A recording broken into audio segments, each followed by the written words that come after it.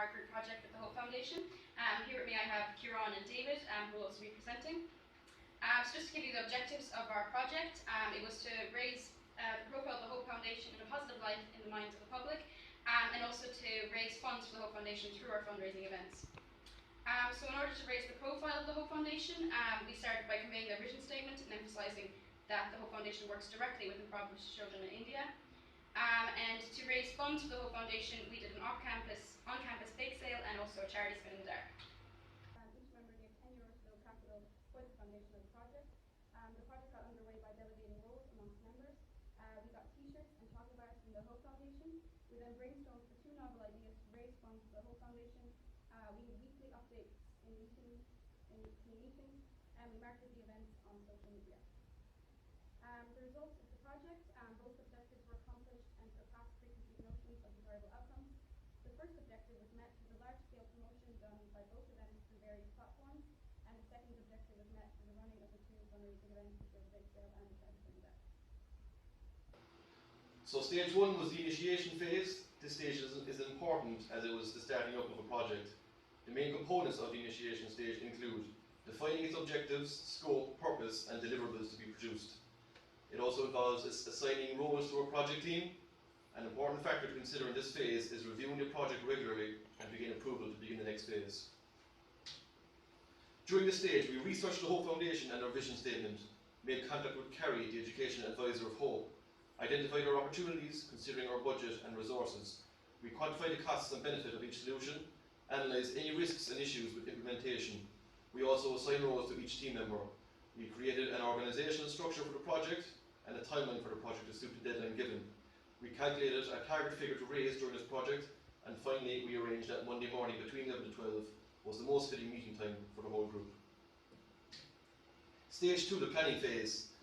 From PIMBOK, planning is defined as devising and maintaining a workable scheme to accomplish the business need that the project was undertaken to address. The planning processes are ensuring that objectives have structure to allow progress and intended conclusion to be reached. Rolling wave planning also featured in the project, and this is people working on multiple phases of the project simultaneously. Risk identification, quantification and response was evident in our cancelling of the mud run due to potential insurance risks and substituting with the charity spin. Clinical planning was the setting up of stands in high volume student areas for the bake sale, Boo Library, Orb and Mardyk, and tailoring stands for each location, for example, bringing healthy options to the Mardyk. Communication planning involved organising weekly meetings, WhatsApp group and Google Drive. Promotional planning was the posters, flyers and Facebook page we created. Stage 3, execution.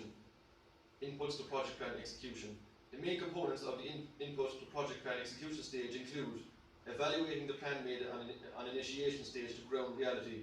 In this process, the project team coordinated with various technical and organisational interfaces that exist in the project. We verified the project plan, documentation to start the work, lead communication and booking at the sources, procurement management and cash flow status. Once the supporting documents and organisational policies demands are met, preventative actions are noted in order to carry out the project smoothly.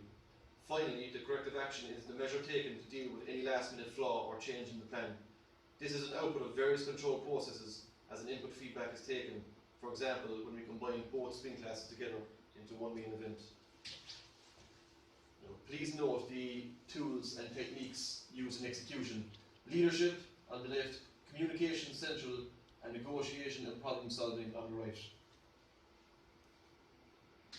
Outputs. In this section we're going to discuss work results, which included contacting the Hope Foundation, arranging the dates and times of the bake sale and spin-it photo. Resources also needed to be gathered, such as ingredients and equipment for the bake sale, and sourcing spot prizes for the spin. Project adjustments. This involved determining and documenting a list of specific project goals, deliverables, tasks and deadlines. Adjustments also needed to be made to cancel one event as it was projected it would not have the desired outcome as other events. Taking preventative action. We cancelled the pub quiz due to conflicting arrangements with the already established UCC Hope Foundation Society, and then decided to focus on the bake sale event and charity spin event. We set a selling location at the gym gate, attracting people who are interested in the protein cakes that we were selling. Our group made a variety of cakes and treats to suit all people with different tastes, which were also sold on campus. Step 4, monitoring phase. This project's initiation and planning phases generally cover the monitoring phase. We continuously use Facebook Insights to ensure overall awareness for our charity and events remain. Stage 5, closing phase, the learning outcomes. Working dynamic of a large group, large teams with diverse schedules. Motivation of group members, members do not share uniform perspective. Project detail, level of detail needed for events of any size. Project and team limits, the table quiz and the mud run. Learning outcomes continued, the flexibility, adapt to last minute changes. The array of personalities within the group caused conflicts. Budget, working with a strict budget was tight and tough. Charitable organisations, what it takes to run a charity and fundraise for one. Closing phase. It was initiated directly after the second event. The money raised was collected and deposited in the project bank account. The money was then transferred into the Hope Foundation's account, and the project bank account was then closed. We returned the t-shirts to Hope and finally met to delegate the division of the project report between team members. These are just a few examples of the events we ran, some pictures from the bake sale.